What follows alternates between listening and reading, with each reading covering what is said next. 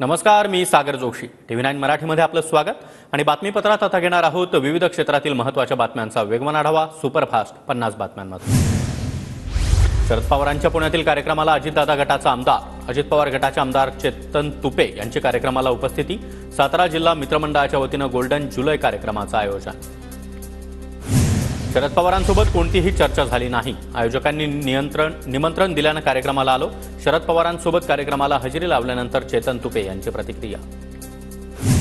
मनसे शहराध्यक्ष साईनाथ बाबर यांचा हडपसर विधानसभा मतदारसंघावर दावा. साईनाथ बाबर यांनी व्हॉट्सअप स्टेटस ठेवत विधानसभेची तयारी सुरू केली. सोलापूर शहर उत्तर विधानसभा मतदारसंघातून मनसे नेते अनिल व्यास इच्छुक. अनिल व्यास यांनी 2014ची विधानसभा निवडणूक लढवली होती. बीडमधील मुस्लिम समाजाच्या शिष्टमंडळानं घेतली जयंत पाटील यांची भेट. आगामी विधानसभा निवडणुकीमध्ये 288 जागांपैकी 30 जागांवर मुस्लिम समाजाला उमेदवारी देण्याची मागणी. आमदार बच्चू कडू यांच्या नेतृत्वामध्ये 9 ऑगस्ट क्रांतीदिनी लाखो दिव्यांगांचा आक्रोश मोर्चा निघणार. दिव्यांगांच्या मागण्यांसाठी संभाजीनगर इथल्या विभागीय कार्यालयावर बच्चू कडू मोर्चा काढणार. हिंगोलीमध्ये रिमझिम पावसामध्ये काँग्रेसचा बूथ प्रमुख मेळावा. काँग्रेसचे प्रभारी श्रावण रेम्पनवार यांच्या उपस्थितीमध्ये झालेल्या मेळाव्याला कार्यकर्त्यांची गर्दी. सिंहगड रोड क्षेत्रीय कार्यालयाचे सहाय्यक आयुक्त संदीप खलाटे यांचं निलंबन. पूरग्रस्त भागामध्ये कर्तव्यात कसूर केल्याप्रकरणी कारवाई. पूरग्रस्तांना योग्य वेळी सोयीसुविधा पुरवल्या नसल्याचा ठपका. पुण्यामध्ये सिंहगड रोड क्षेत्रीय कार्यालय इथल्या सहाय्यक आयुक्त संदीप खलाटे यांचं निलंबन. आयुक्तांनी केलेल्या कारवाईच्या विरोधात कर्मचारी एकवटले. काळी फीत बांधून काम करत कर्मचाऱ्यांनी निषेध नोंदवला. रायगड आणि साताऱ्यामध्ये आज ऑरेंज अलर्ट, तर पालघर, ठाणे, मुंबई, रत्नागिरी, पुणे, कोल्हापूरला येलो अलर्टचा इशारा. भंडारा शहरातील खात रोड परिसर जलमय. रुक्मिणीनगर, वैशालीनगर भाग 2 ते 3 या फुटापर्यंत पाणी साचलं, तर घरामध्ये आणि दुकानामध्ये पावसाचं पाणी शिरल्यानं जनजीवन विस्कळीत. पुण्यातील कोरेगाव पार्कमधील पॉप्युलर हाईट्स बहुमजली इमारत कोसळण्याची भीती. पॉप्युलर हाईट्स हाऊसिंग सोसायटीची सुरक्षा भिंत पावसाच्या पाण्यानं कोसळली. पुणे जिल्ह्यातील धरणांमध्ये अवघ्या 2 दिवसांमध्ये एकूण 21.77 टीएमसी पाणीसाठा जमा. सध्या जिल्ह्यातील सर्वच धरणांमध्ये एकूण 114.93 टीएमसी पाणी. पुण्यामध्ये पूरस्थितीनंतर अनेक भागामध्ये गढूळ पाण्याचा पुरवठा. नागरिकांनी पाणी उकळून पिण्याचा पालिकेचं आवाहन. पुण्याच्या मावळमधील कासारसाई धरणामधून 500 क्युसेक पाण्याचा विसर्ग. आवश्यकतेनुसार विसर्ग वाढवण्यात येणार. कोल्हापूरमध्ये पुराच्या पाण्यामधून भर पावसामध्ये रुग्णाला बोटीतून आणत रुग्णाचा जीव वाचला. करवीर तालुक्यातील एकाला मध्यरात्री हृदयविकाराचा त्रास जाणवू लागल्यानं बोटीनं कोल्हापुरात आणलं गेलं. कोल्हापुरातील पूर ओसरू लागल्यानंतर पालिकेकडून आता सफाईला सुरुवात. पालिकेचं सफाई कर्मचाऱ्यांकडून रस्त्यांवर साफसफाई, चिखल साफ करण्यासाठी कर्मचाऱ्यांचे प्रयत्न. चिपळूणमध्ये पावसानं काही अंशी विश्रांती घेतली. चिपळूणमधील पुराचं पाणी ओसरण्यासही सुरुवात. नांदेडचा विष्णुपुरी प्रकल्प 93% भरला. प्रकल्पाचं एक दार उघडलं. 15,297 क्युसेकनं गोदावरी नदीपात्रामध्ये पाण्याचा विसर्ग.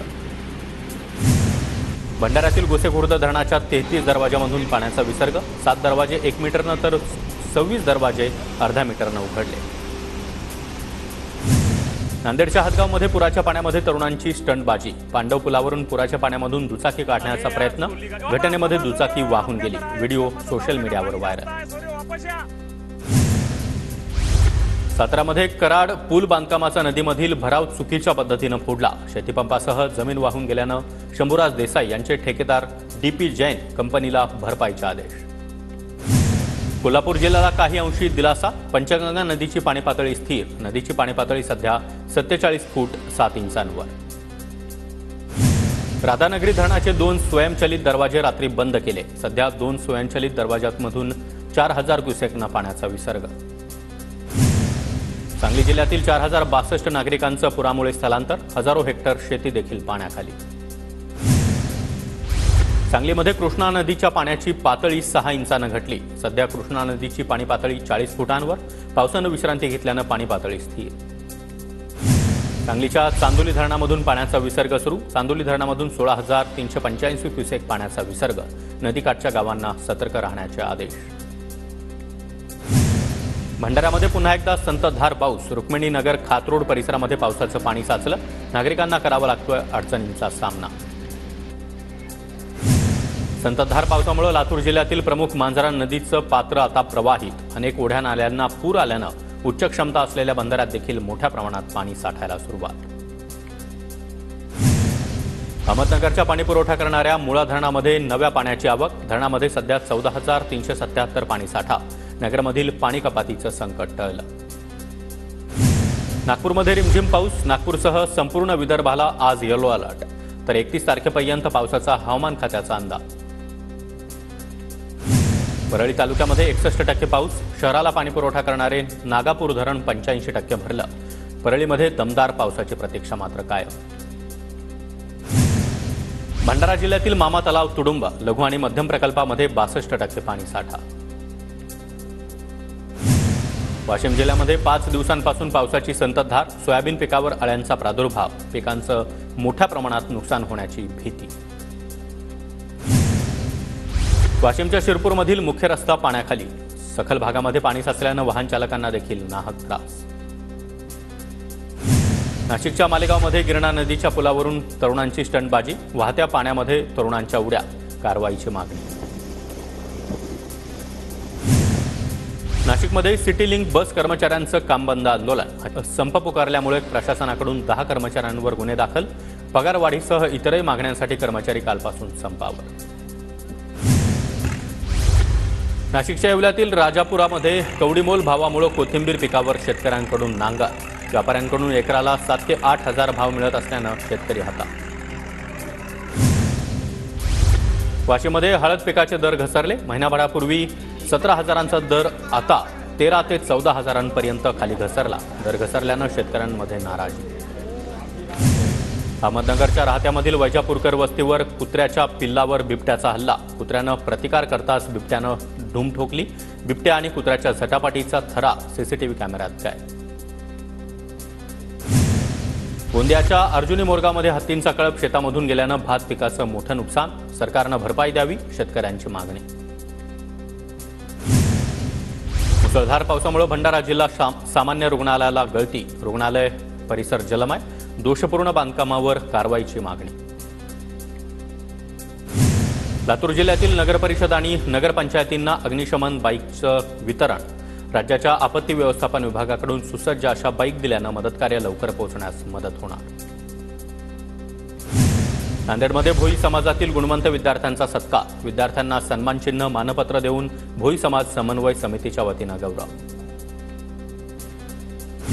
ठाण्याच्या शहापूरमध्ये पर्यटन स्थळांवरील बंदीचा छोट्या व्यवसायांवर परिणाम. धबधब्याकडे पर्यटकांची संख्या घटल्यानं छोट्या व्यावसायिकांवर उपासमारीची वेळ. अहमदनगरच्या कोपरगावमध्ये स्नेहलता कोल्हे यांच्याकडून ताईबाई पवार यांच्या धाडसाचं कौतुक. ताईबाई पवार यांनी वाहून जाणाऱ्या दोघांचा जीव वाचवला.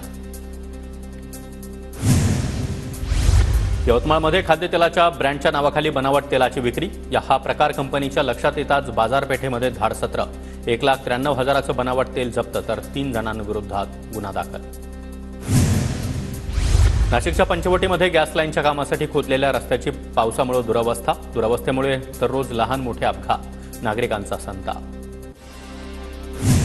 रत्नागिरीमध्ये बेकायदा गर्भपात केंद्र चालवल्याप्रकरणी साई हॉस्पिटलवर कारवाई. डॉक्टर अनंत शिगवण यांच्या विरोधामध्ये गुन्हा दाखल. गर्भपात केंद्राची मान्यता नसताना देखील गर्भपाताच्या गोळ्या आणि साहित्याची मोठ्या प्रमाणात साठवणूक केल्याचं समोर.